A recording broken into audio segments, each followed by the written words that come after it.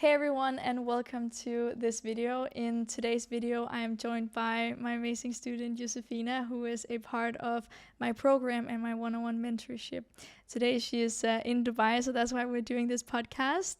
And we're going to break down exactly how she has been building her agency to $5,000 a month in just 8 months, and exactly how she did it. And hopefully some of you out there can take inspiration from it or find it helpful. Josefina is 18 years old and she is doing amazing. And fast forward to today, she is running her business full time and being able to have the freedom that you really wished for, I remember. So Josefina, thank you so much for coming. Thank you for having me. If we can just briefly go over who is Josefina, if you can tell the audience who you are and where you're here today. Yes, so my name is Josefina Rosenland. I'm 18 years old. I started when I was 17 and I'm from a small city in Denmark called Assens.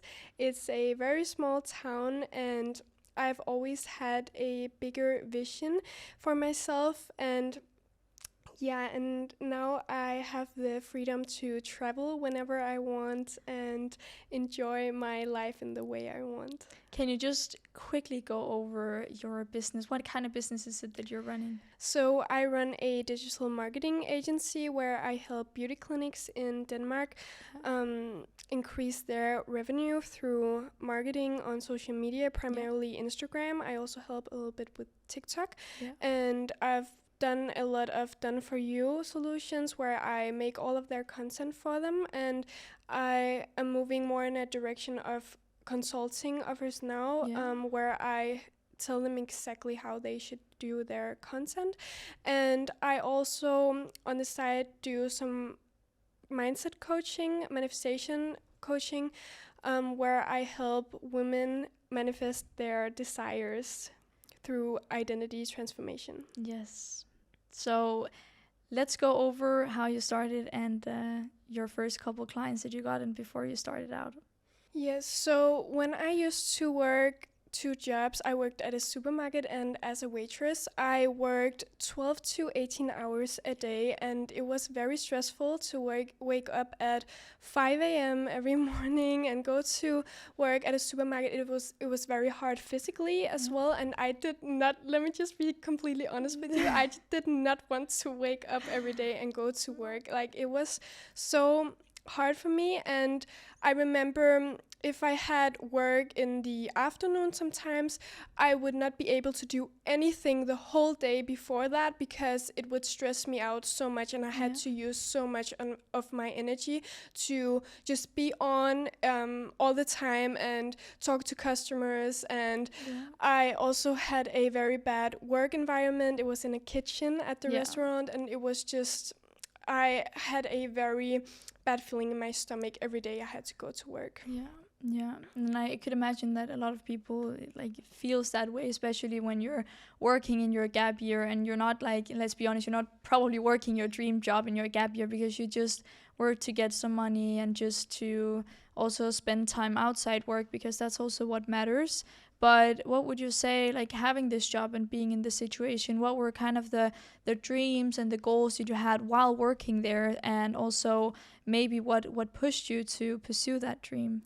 So I used to think very short term. I would only think about the money I would get in the next month and the things I would spend it on. And I didn't have a money mindset at all, and I didn't think long term. So I think what shifted in me back then was, like, I realized this is not a situation I want to be in. Like, I want to actually have a stable future that I can see myself in, and I just knew I wouldn't be in that job forever. I always knew it. It was just like a temporary job just to get some money in, as I said, for next month. It was nothing permanent, and I always knew that, and I always had a big vision for myself. Since I was a kid, I have always believed I could do more, I could be more, and I always knew I was going to do big things. So I think being in that job just really kept a roof over me. so that I could feel stable until the next month, but it was not. It kept me in a bubble for how much I could earn and my potential, and I did not feel like I was fulfilling my whole potential. I felt like I could do much more, and I felt trapped, like I couldn't. I didn't want to do everything my boss told me to do. It was not nice tasks that I loved solving.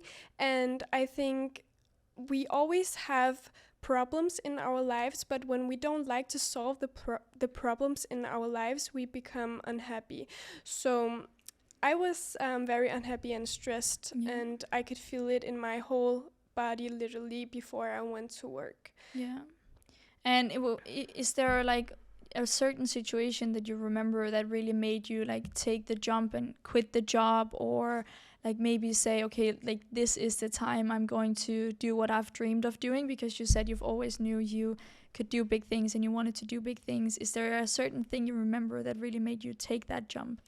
Yes, so I actually feel like the universe figured it all out for me at the right time, because I started to feel ready. I was working for another marketing agency because I was interested in... So not self-employed, but you're just trying kind of the market out? Yes, exactly. And right at that time when I started to get the idea, okay, maybe I want to start my own, I actually got fired from my job at the supermarket because I turned 18 and they only wanted people under 18. And also at the waitress job, they actually shut down their company. So they also fired me there. So, and it all happened within the same month. So I was like, okay, this is my time to shine. Yeah, exactly. Like this is the time. So I got very lucky there. I got lucky in the unlucky, I guess. So yeah.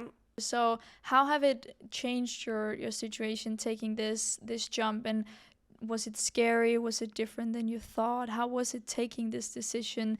Because having to go into something new that you've been thinking about for so long and then finally doing it can also be really overwhelming for a lot of people. It was the same for me personally, I remember.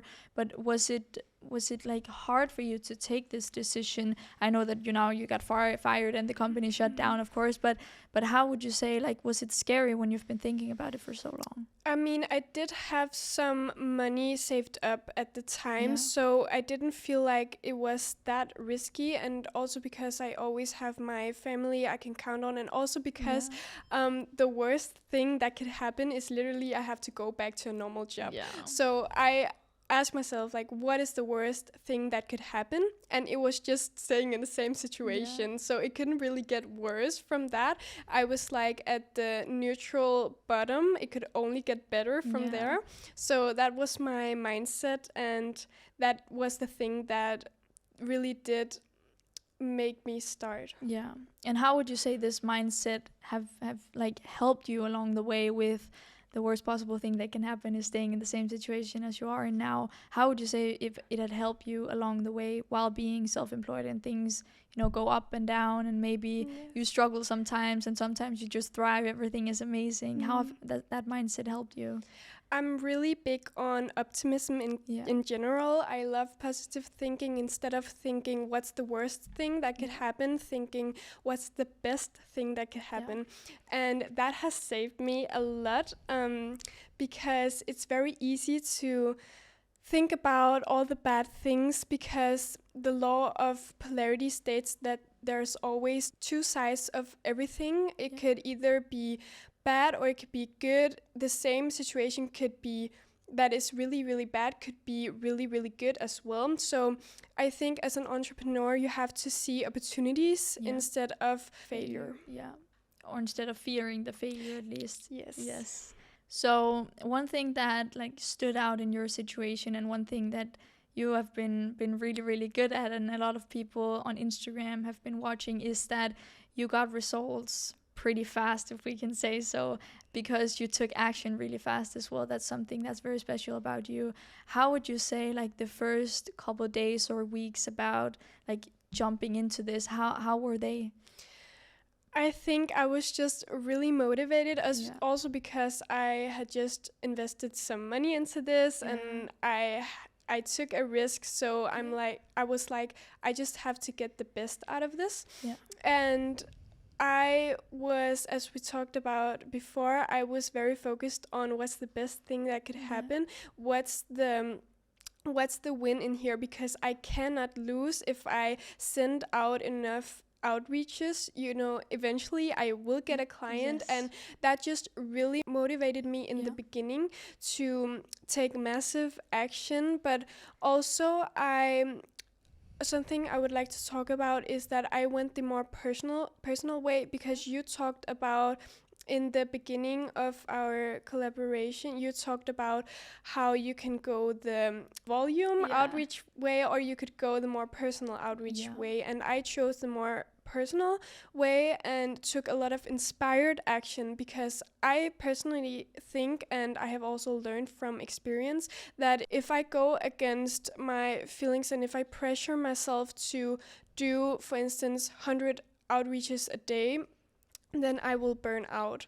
So if I pressure myself too much, then I actually won't get the results. Then it will be the opposite, and I will burn out and I will not get results. So that was also a thing I had to take into consideration, like what is the most long-term way of working, and not just thinking in the short term, like how can I get quick results right now, but what can I actually stay consistent in long term. Yeah, exactly. But also, like, you got results pretty quickly also, because I think what you say as well, you took aligned actions that felt good with you. Because one thing is just hustling and doing things that maybe doesn't feel good, or you're waking up and you're not feeling well about the work you have to do. That's also something we've talked about a lot, is that doing actions that you feel aligned with and you feel like is moving you closer towards your goals.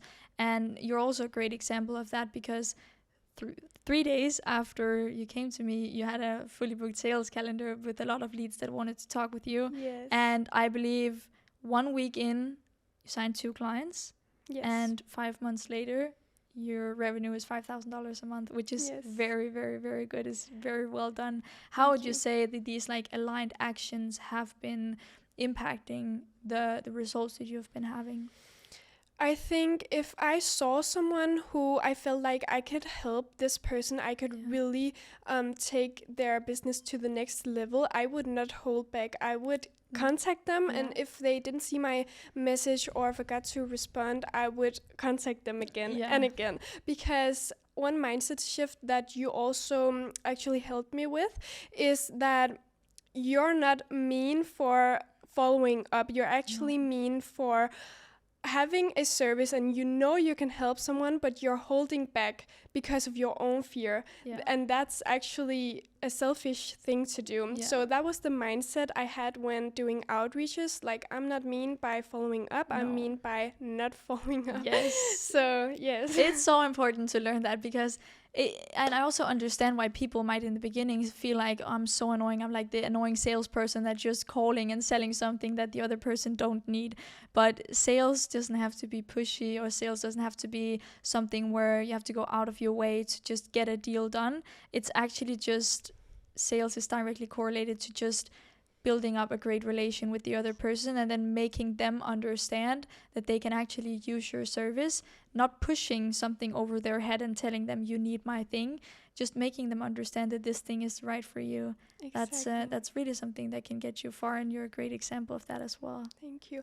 And I feel like a lot of people like to push over your head some different strategies.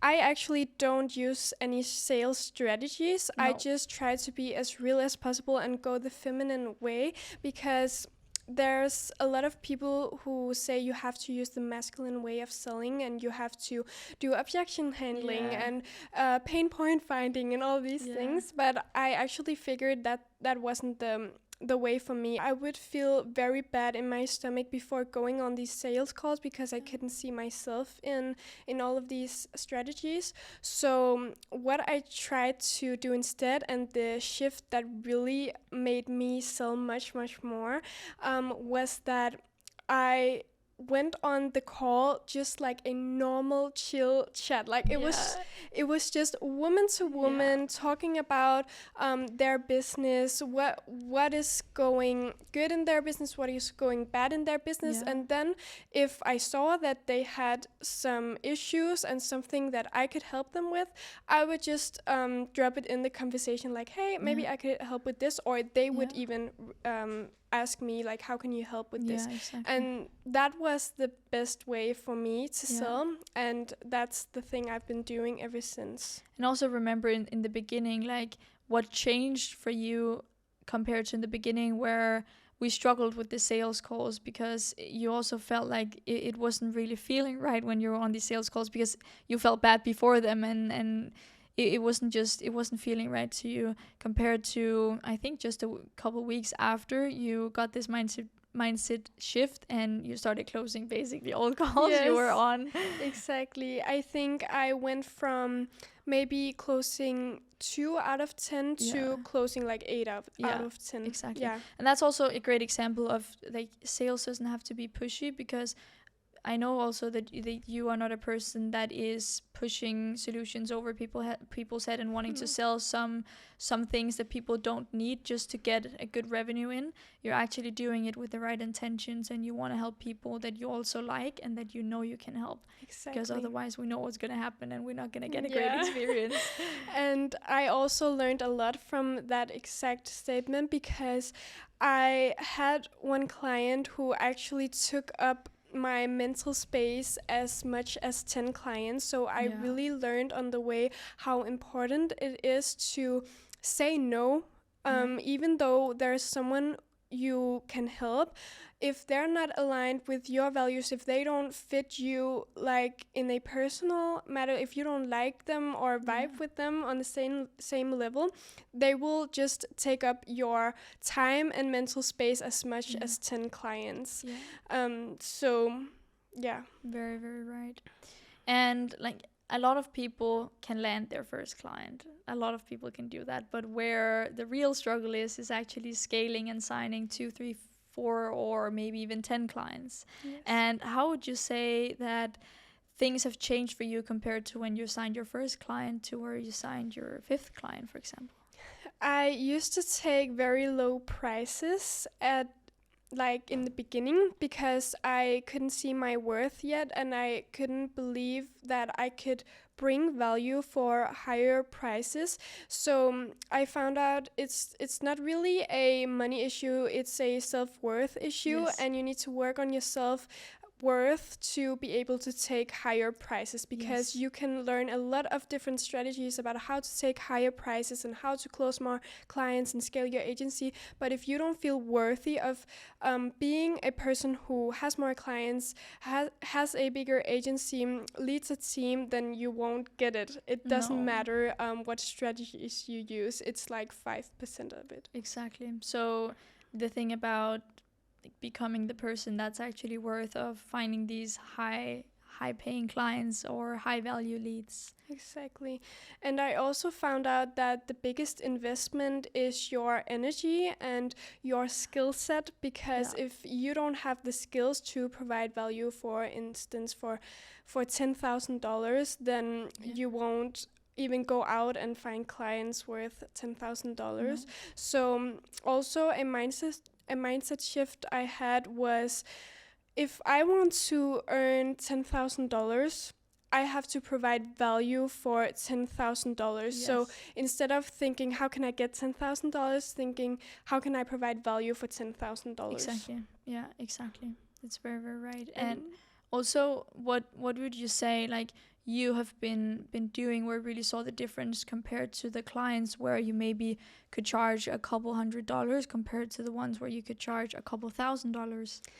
I mean, when your client has a bigger budget, you can, of course, also take higher prices, because you can get them better results. But I think it goes hand in hand, and the better you get, the better results you provide for your clients, and the higher prices you can take, because the better case studies you have.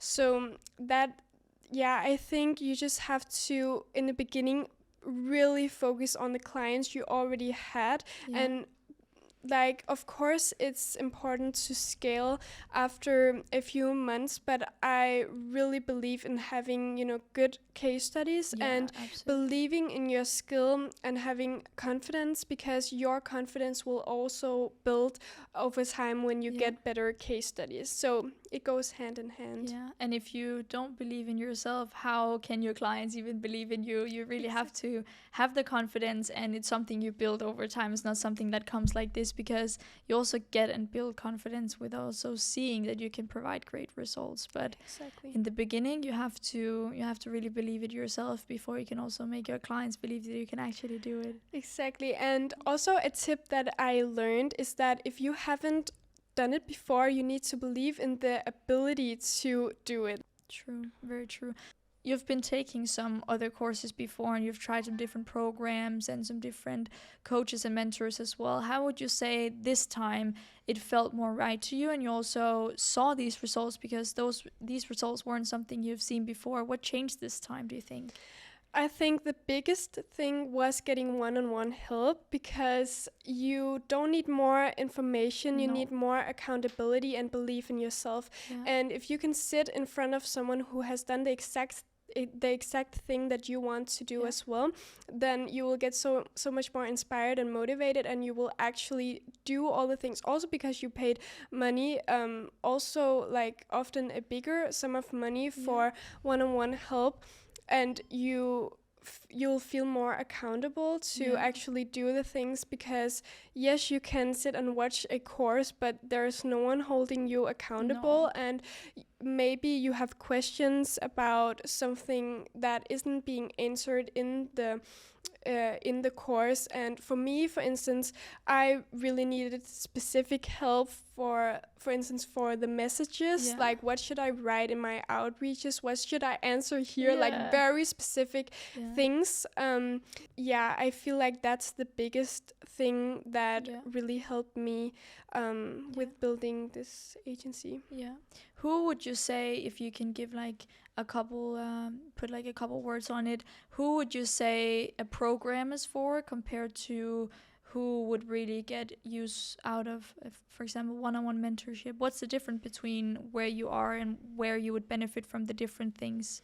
So if the only thing you're missing is the knowledge, and you already have all the belief in yourself, maybe you had built a business before, and you know and trust that you can do it already, and you have all the necessary skills inside of yourself to be able to have discipline, show up every day, and all of these things, then you will be very qualified for a course like that. Then a course would be the best choice for you.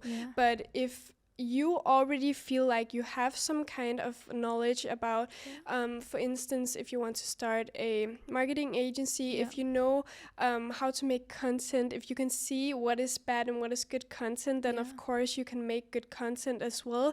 But it's more the lack of self-trust and the lack of accountability that is holding you back. Then one-on-one would be the perfect solution for you. Perfect. And that makes good sense. And I feel like it's always the mindset part in it, especially in the beginning. If you haven't done it before, it's the mindset, and you often lack the belief in yourself that you can do it. Absolutely.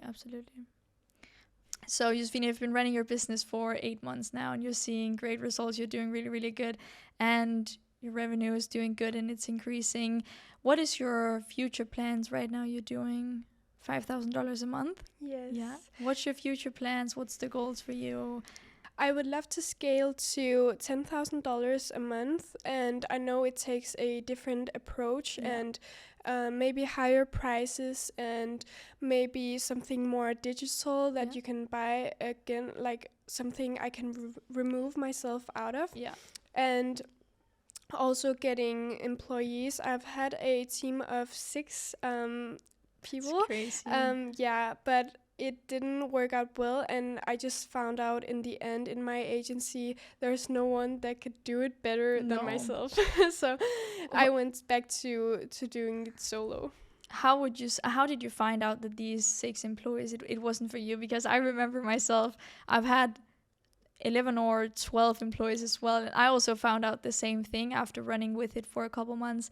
It wasn't for me. I'd rather do it all by myself. How did you find out that it didn't really work out the way you wanted it to? So they were appointment setters for me, Yeah. and I would take a look at the messages here and there, and they just didn't get my energy at all. And I am a huge believer in energy. It's the Yeah. most important thing. People Yeah. can feel and sense your energy even from the first message. Absolutely. And if you come across just the slightest bit desperate, then people will be repelled from you. Yeah. And I could just sense the energy in those messages, and no matter how much I talked to them and how many times we would like go through the framework, they just didn't seem to get my energy and my approach. And I felt like, not to say anything bad, because I'm sure they are very good. I know they're very good humans, and they are trying their best and so on. But I just feel like when it's not your company, you're not giving it like 120%. So that's also a thing I noticed.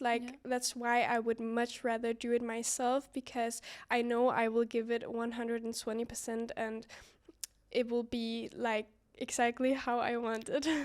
Yeah. Okay. Really, really good. And you say you want to scale to $10,000 a month. Why exactly this goal, and what's the plans to get there? Yes, so I would like to move to Dubai as well. I love Dubai, and my plans for reaching that goal is to focus more on digital products and also mindset coaching, because I've been blowing up on TikTok. We'll link it below. I got like 1.5 million views in 1 week. So and over 200 inbound leads of people who wanted to work with me, and it's I've been focusing on mindset and manifestation coaching, because I'm very spiritual and very into mindset and all of these things, and I really believe you can create your own reality just by thinking your way to it. It really all starts with your mind always. And since then I've been getting some one-on-one clients in my mindset coaching business, and that's really the thing I want to focus more on, and making and doing it more in a consulting way in my agency, and not full on done for you. So I can remove myself more from it, and only take coaching, consulting calls, and help these amazing, beautiful women. Yes, exactly. And after you came to me, you've been running your agency for a couple months before that, right? Yes. Yeah. How would you say it changed, getting the one-on-one with me, have changed your situation to getting you to your goals? After I started working with you, I've gotten way more confident, and both in my abilities to, do it on my own, run my own agency, but also according to accountability, I have been doing much more in a much more aligned way than I did before. And I was very confused before. And you just made it all make sense, because when you watch a course, it's being explained in one way, and there's not one way that everyone understands it. So there's a lot of different types of people, and you can learn differently. And I feel like you explain it in such a good way that makes sense for me, because the way I want it to be explained and the way I can learn it best is maybe not the way other people There's never a one it. size fits all. Exactly. Yeah. So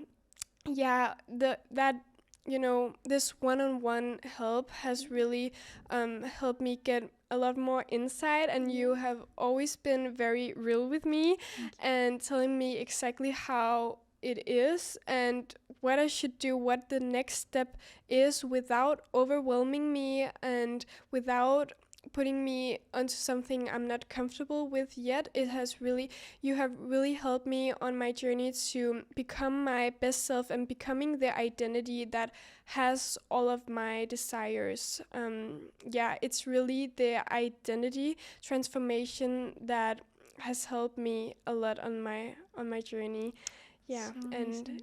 it's the biggest thing you have helped me with, I think. Oh, thank you so much. I really appreciate it. It's a pleasure working with you. I really Yeah, you enjoy it as too. well. Yes. If you were to give one advice to people sitting and watching, maybe either considering starting completely from scratch because they have had the same feelings as you maybe have had, being in the job before, being unhappy, being stuck, and maybe seeing people online running a business thinking, is this something for me? Should I try it out? What would be your best advice to people in that situation, or maybe also people already running a business but feeling stuck and not really seeing they're not coming anywhere? What would you say? What would you say to them? Believe in yourself. Never be the one to say no to yourself, because if you don't try, you'll never know. And maybe you're much more amazing than you think, and maybe you have much more potential inside of you than you think. So never be the Yes. one to say no to yourself. Yes, amazing advice. And I think Josefina has been a great proof that just doing the work and showing up and just believing that you can actually do it, believing in yourself, is the greatest example of it happening. And then you can succeed if you're just patient and if you believe in yourself and if you're doing the right things over and over and over, you can see great results, just like Josefina have. Josefina, where can people find you if they want to follow your journey or maybe follow your mindset things you're posting on TikTok, because you Yes. are blowing up? Where can people find you? Yes. On Fina Rose 111 TikTok. on We'll link you TikTok. below. Yes. And Josefina Rosenlund on Instagram. Yes. Yes. Amazing. Thank you so much for coming, Josefina. It was a pleasure. And I hope you enjoyed this video. And I hope that you found Josefina's story helpful or inspirational. I at least did. It was amazing having you. And if you enjoyed, give it a like. And we'll see you in the next video. Bye.